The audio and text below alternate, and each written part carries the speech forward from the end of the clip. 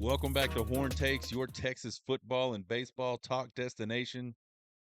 I am Sean Redfern, and it is Friday Eve. That's right, folks. We are over hump day. It is now Thursday. We are getting close to the weekend. If you're headed out to Atlanta for the SEC Championship, you're probably doing that today or early tomorrow. I'm excited for you folks that are making the trip out there. Represent hard. Be loud, be proud. Come early, stay late. Hook 'em horns. All that good shit. Today we'll finish up our Thursday with the deep dive on this Georgia defense. Pretty damn good defense, as we saw in Austin on October 19th. Check us out on Twitter, TikTok, and YouTube at Horn Takes.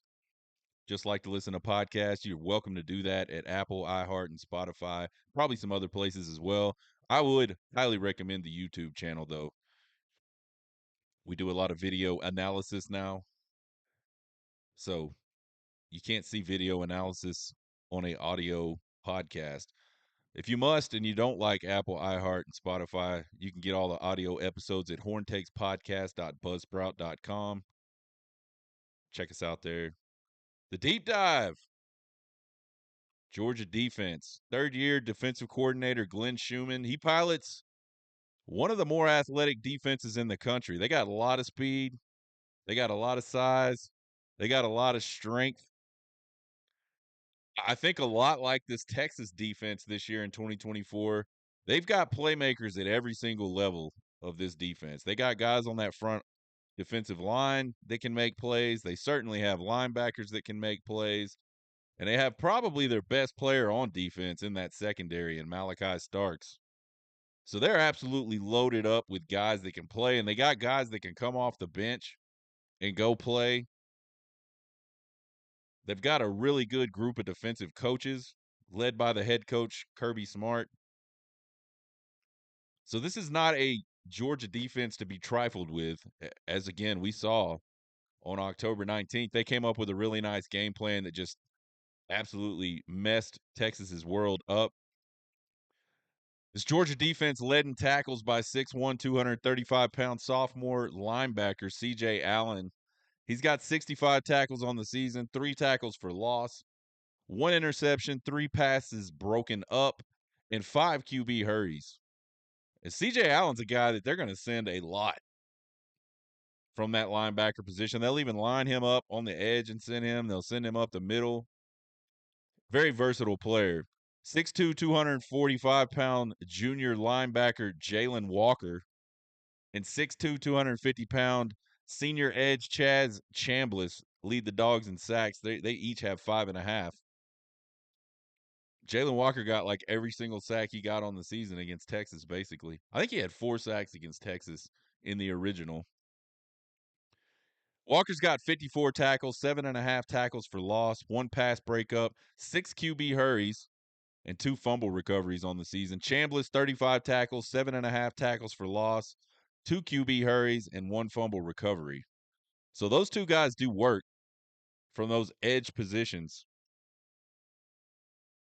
And you'll see Jalen Walker more as a outside linebacker guy that'll come up on the line and come after the quarterback more so than Chambliss, who's almost just completely another like a weak side defensive end type guy to me. 6'1", 195-pound senior safety Dan Jackson leads the Georgia defense with 2 interceptions. Not a big takeaway group. We talked about that going into the original for that October 19th weekend, that this Georgia defense just doesn't take the ball away a lot. It's just kind of uncharacteristic for a Georgia defense. And they sure took it away a lot in that game. Dan Jackson has 65 tackles, 1.5 tackles for loss, 3 pass breakups, 1 forced fumble, 1 fumble recovery. Had an interception in the Ole Miss game to get scoring started for Georgia. They gave him a short field, much like they got a lot of short fields against Texas in the first game.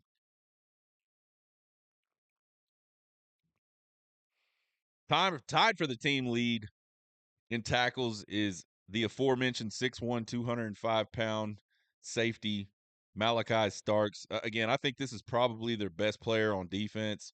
4 tackles for loss, an interception, 3 pass breakups. He just doesn't see the ball come his way a lot. Defensive line, pretty good size, 6'3.5" on average, 285 pounds on average. They're similar in weight average to the Aggie defensive line, but it's not nearly as evenly distributed. We saw size all the way across the front four of that Aggie defensive line. You're not going to see that as much with this Georgia guy. The 2 inside guys, big. The outside guys, not as big as the outside guys for Texas A&M. They are extremely athletic. I mean, to me, you line up that Texas A&M defensive line and that Georgia defensive line, I am much more afraid of that Georgia defensive line. You can just watch them. Even plays where they really don't affect the quarterback and certainly don't get sacked, force early throws, even on those plays where they're not messing things up, they just look like a handful to block. And it's like that almost every single play. I mean, they are extremely active, extremely powerful, and extremely quick. So this is a tough group. Tough matchup again for this Texas offensive line. We talked about it last night on our live stream, and you probably heard us say it other times. I'm sure we talked about it the week after the Georgia game. This front four just absolutely ambushed Texas's front five on offense in this October match. They had 7 sacks, 4 turnovers, 3 QB fumbles, 1 interception, lots and lots of these heavy pressure looks, and then just like relentless effort, relentless onslaught up front. And I think it was the difference in looks that ultimately got Texas where they were at in that game. And there's a lot of factors. We'll talk about them later. You know, you know how they say shit rolls downhill, and you can start a snowball at the top of the hill, and it turns into an even bigger snowball at the bottom. I mean, there's a whole lot of things that led to the way that second quarter. Really, I'd just say that first half. A lot of things contributed to how that first half ended for Texas and Georgia down in Austin. But certainly one of the things was just I feel like Texas was not prepared for what they saw out of Georgia up front. Looking at stats of this defense, they're the 35th ranked total defense. They give up 332 yards a game. They gave up 259 in the game in Austin, so they did well better, much better than their average in that game. Passing defense, they're ranked 37th, giving up 196 yards a game. Gave up 230 in this one. Rushing defense, this is where they really got us. They're ranked 44th in the country, giving up 135 yards a game.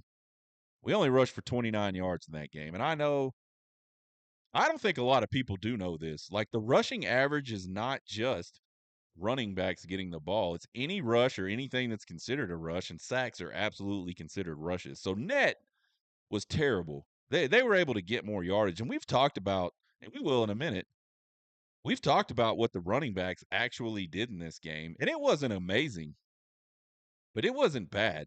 This was certainly a case of just completely giving up on the run for no good reason.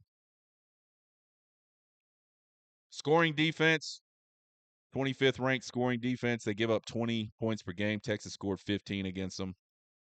Sacks, 35th in the country with 30 sacks. They had 7 sacks in this game. So getting close to like 33% of their sacks, actually just shy of 25% of their sacks came in one game. Turnovers gained, they're ranked 67th in the country. They've only taken the ball away 16 times. They took it away 4 times in Austin. So 25% in sacks, 25% in turnovers for the season happened in one game. Not going to win many games doing that. Look at their third down defense. They're giving up conversions just a tick over 33% of the time, which is good for 23rd in the country. Texas, absolutely awful in the first game, converting third downs, 13.3% against this Georgia defense. So I think you're starting to see a trend. The Georgia defense basically won every single statistical category that we track against the Texas offense in this game down in Austin on the 19th. So pretty serious ass kicking. Red zone defense, they rank 75th. They're not real great here. 83%, 83.8% on the season. Texas only managed 66%. So again, this Texas offense had a really rough go of it against this Georgia defense. And I think part of that is just because this Georgia defense is good. I mean, the only team that's really just smacked a bunch of points on this Georgia team was Alabama. And even in the games they played not great, and even in the games they've lost, they just didn't get smacked. Which the only other game was Ole Miss. I think that score was 28 to I don't know 28 to 13 or something like that. And they didn't get smacked in that Bama game. They scored a lot of points. They just couldn't get it. They spotted Alabama too many points in the first half. And then of course there was the 8 overtime debacle with Georgia Tech where they gave up a lot of points. But outside of those games, not a lot of points given up by this Georgia defense. So statistically, huge win for the Georgia defense in Austin last game.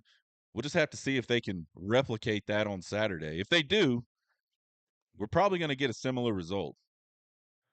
Let's check tape on this Georgia defense. They're going to be pretty much kind of like a base nickel look. They'll line up in a three-man front, but I think they're always going to bring four. So they'll line up in a three-man front with two linebackers, one linebacker. One of those linebackers is coming almost every single time. Sometimes you'll see it from the secondary and the backers will drop into zone.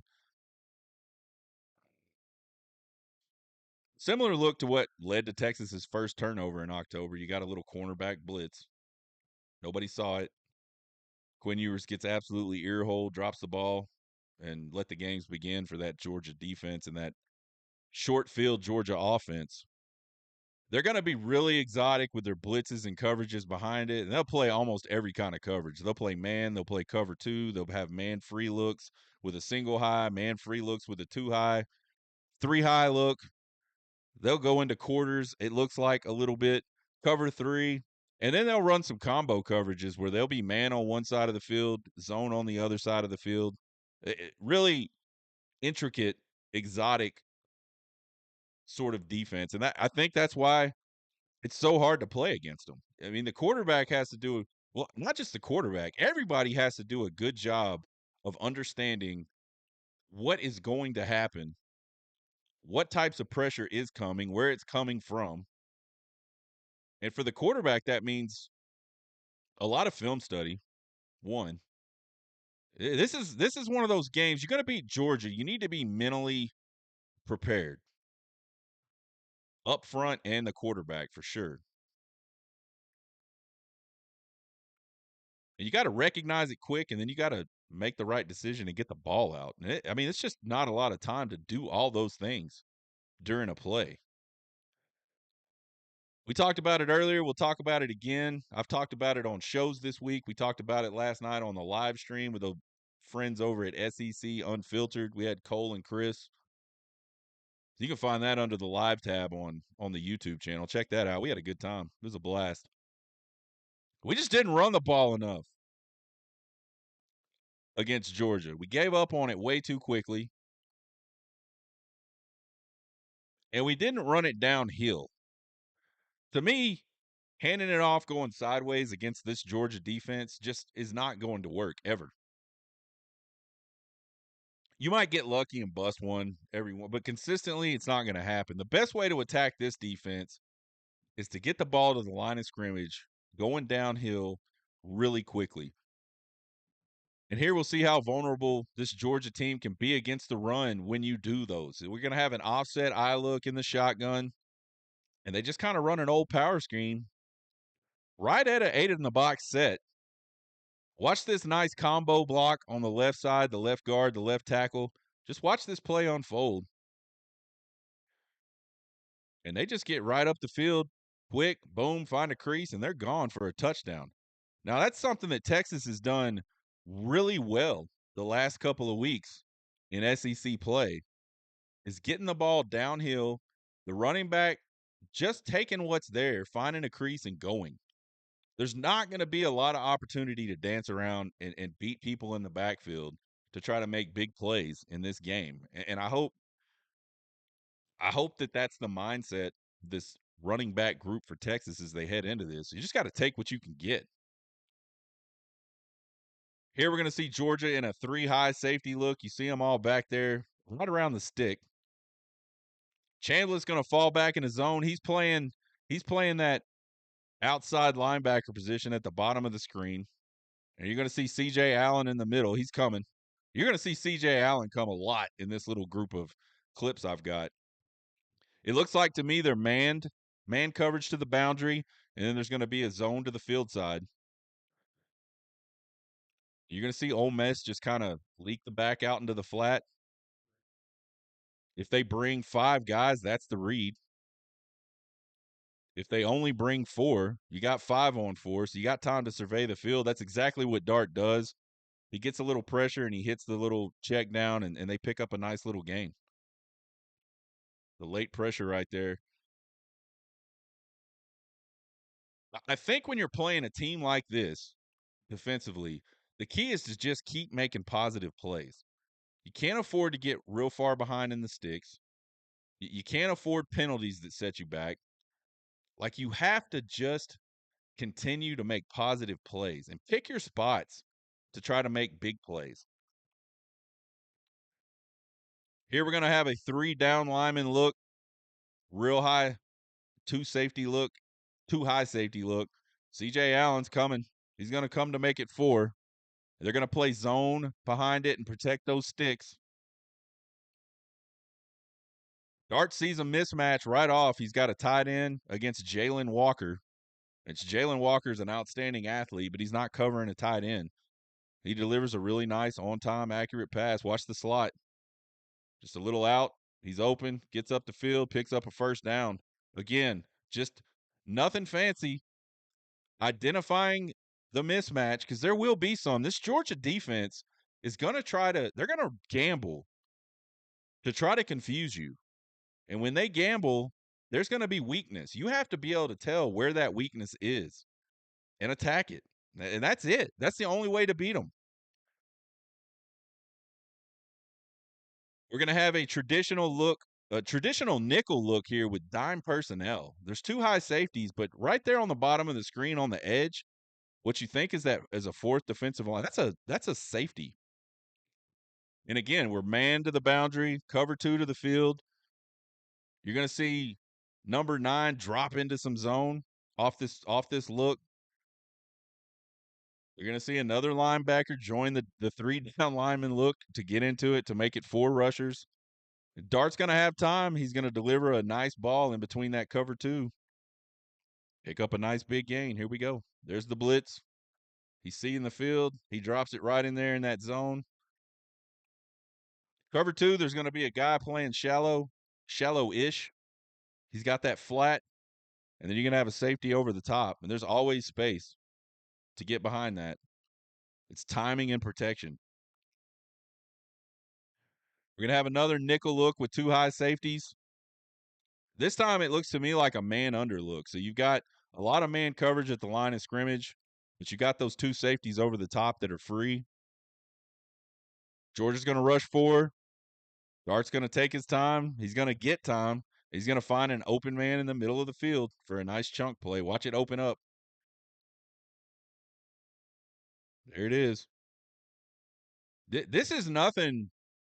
I mean, all Dart's doing is having time. And this is something Quinn Ewers absolutely did not have in game 1. They're going to gamble. And if you can make them pay for the gamble and you can find the weakness of the defense, man, you can move the ball pretty well on this Georgia defense. Here we're going to have a nickel look, but you got Jalen Walker lined up on the slot at the top of the screen there. To me, it's a too high look that turns into a cover 3 look. They rush 4, they flush dart with those 4, and they stop him for a short gain. So here's just kind of a look at the pass rush with just 4, man. Just how relentless and squeezy and just like there ain't no place to go. And you got to credit the defensive backs. The defensive backs definitely held serve on that one because that was more of a coverage deal than just immediate and immense pressure like we saw against Texas. But both work. And that defensive line just keeps working, and they make a play. Here we're going to have a nickel look. 2 high safeties again. They're going to bring a linebacker. You see him right there at the snap. They make it 5-on-5. So they bring 4. They're bringing the linebacker. They're going to play cover 3 behind it, and they're just going to get some really quick pressure here. And they're going to pick up a sack. Just look at the games. Look at the relentless nature of that pass rush. They're tough. If you can't block them, that right there looked like what Quinn Ewers dealt with on almost every single play in Austin. Here we're going to have another 3-down look, 2 high safeties. They're going to show pressure. You get the 3-down lineman with the linebacker blitz look. And then to me, it looks almost like quarters coverage behind it. You're going to see those cornerbacks. They're just going to kind of bail along with the safeties. Dart's going to try to fit one in between the zones. The throw's just going to be a little too. He's going to try to get it over that underneath zone and in front of the deep zone. It's just a little too high. We're going to get picked off. Everybody bailing. So they were ready for that. They were protecting the sticks right there. And I would call that quarters. I think that's cover 4. I mean, I think that's what they ran just there. I don't. Football's changed a lot since I was in high school and college and paid attention to all this stuff. So it may be called something completely different, but I think that was quarters coverage. They were basically backing up and they're protecting the sticks. Obviously not going to let anything in their zone get deeper than them.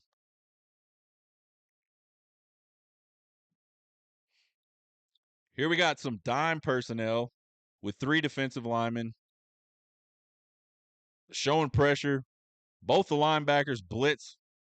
But what's weird about this play, and I don't know if there's just some miscommunication. They both kind of go to the same spot, and it leaves the left side of the line of scrimmage pretty empty from a Georgia perspective. You're going to see that cornerback at the top. He's going to settle a little bit, but still not enough. They're going to drop into zone behind this, and Dart's going to recognize it, just kind of get out of the pocket,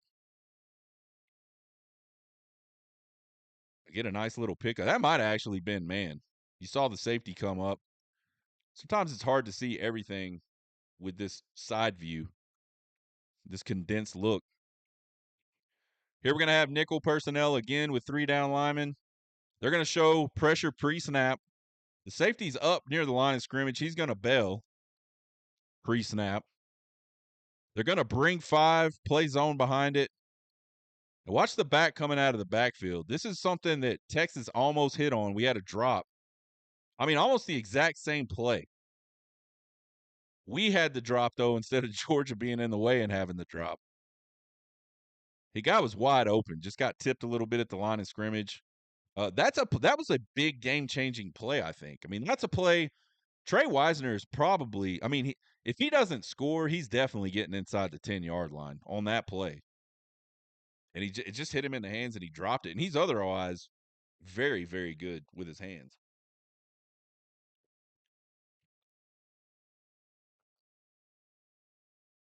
Here we're going to have nickel look at – but now he got Chambliss at the top of the screen over the slot. So these guys are versatile, and they'll line them up in all kinds of places. And it allows them to throw a lot of different looks at the offense without ever having to change personnel. They're going to be in two high safeties again. They're going to bring the linebacker. This time the nickelback's coming. You'll see him right down there on the slot at the bottom. So they bring five. They're in zone behind it. Watch the middle of the field open up here again. If you can protect it, there it is. There it is. You bring all that pressure from those guys at the line of scrimmage. If you can protect it, and it doesn't take long, man, there will be a ton of room in the middle of the field. What they're banking on when they do that is we're either going to get to the quarterback before he can find an open man, or he's just going to throw it up down the field. Because you see that a lot. When you see pressure like that, you think man coverage. And so the one of the first things a quarterback learns in high school is if you see a big pressure look, you probably got man. Find the matchup you want and throw it there. Well, Georgia's saying, go ahead. I got all my guys drop back into zone. We'll go pick it off. That's the gamble. But it all starts up front with protecting it. So Texas is going to have to do a really good job protecting whatever comes this week, and we don't know what that's going to be. And I think we'll see. We'll get into that in a minute. Here's something they did a lot against Texas. You're going to see a 50 front, which is old school 5-2 look. I mean, call it what you want to call it. It's 3 down linemen, 2 edge guys, and the 2 linebackers in the middle. We ran this in high school, and we wore people's asses out with it. Almost everybody. You're going to have your 2 deep safeties, and Ole Miss just going to get a hat on a hat, and they're going to pick up good yardage on 3rd and 1. And again, I don't think your run game has to be fancy ever. I certainly don't think it has to be fancy against Georgia. Just get a hat on a hat, hit it quick. Maybe a little wildcat action like we see here. Maybe a little Arch Manning package like we saw last week against Texas A&M.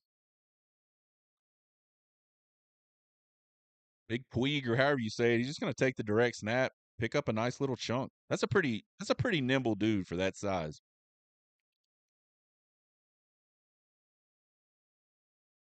So final thoughts on this Georgia defense. Again, they're very multiple, very athletic. They can keep the same personnel in and do a whole lot of different stuff. And really all they're trying to do is just they are constantly trying to confuse the shit out of you about where people are coming from. Are you going to get pressure? Is it going to be a 4-man look? Where's it coming from? And then what's happening behind it? So I'm really hoping I know there's a lot of people smarter than me on that University of Texas staff. I really hope they've kind of cracked the code on what all that looks like. And so Quinn Ewers can just be uber prepared, and that offensive line can be uber prepared for everything. Because I think physically, I don't think they lost that game physically. They lost it mentally, and they lost it before they ever even walked in the stadium because they just weren't prepared. There's always going to be somebody open against this defense, but it's probably not going to be the guy you thought would be open pre-snap. You're going to have to protect. You're going to have to recognize a lot really quickly and make the right reads and the right accurate passes. Again, I think this Georgia defense and Kirby Smart and his staff just said, we have got to roll the dice. We have got to rattle Quinn Ewers. And they had a game plan to do just that. They attacked the shit out of that Texas offensive line. In turn, they got to Quinn Ewers over and over and over again. It'll be kind of interesting to see how much of that we see this time because it worked almost to perfection. We were talking to the guys from SEC Unfiltered last night on the live stream, and that's one of the points Chris brought up. It was like, it's going to be interesting to see if Kirby goes, do I do that again because it works so well? Or do I do something completely different and make them work on what works so well? Kirby Smart, one of the best defensive minds in college football. I mean, I think his guys are going to be prepared. And I think they'll be prepared to change up if they don't get the looks they think they're gonna get from Texas. I think we're going to see a lot of heavy pressure. Probably not as much as last time, but I think we'll see it. I think we'll see it on key downs. And I think if that Texas offense really starts to get away from running the ball like they did on October 19th, we're going to see it again.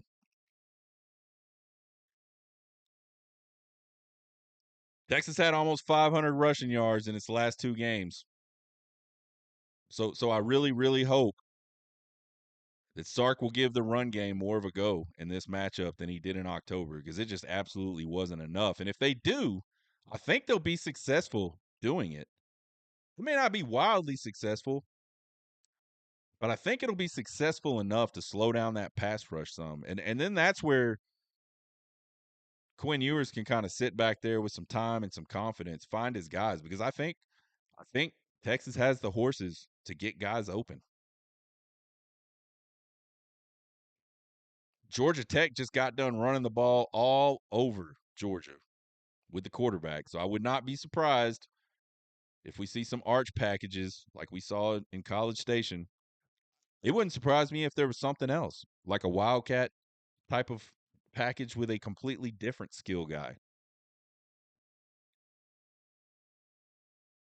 I think regardless of X's and O's and what Kirby Smart does and what Texas wants to do offensively, the O-line is just going to have to be better. And whatever pressure does come, because it will happen, like you're not going to be perfect against that. Whatever does come, Quinn's going to have to do a much better job than he did in October of recognizing that and sort of navigating all that pressure. That October game, and I honestly, I just think Quinn was just hurting still. He just did not move in the pocket at all. And a lot of those sacks and a lot of those strip sacks were plays where if he just steps up, they go right around him on the outside, and he's got a little more time to see down the field and maybe deliver a pass.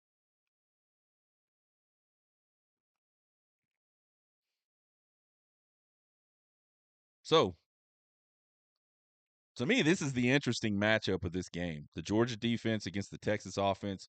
I said yesterday, said Tuesday on the show, and last night on the live stream, I don't think we're going to see a whole lot of difference in matchup between the Georgia offense and the Texas defense, because both of those units are just going to do what they do.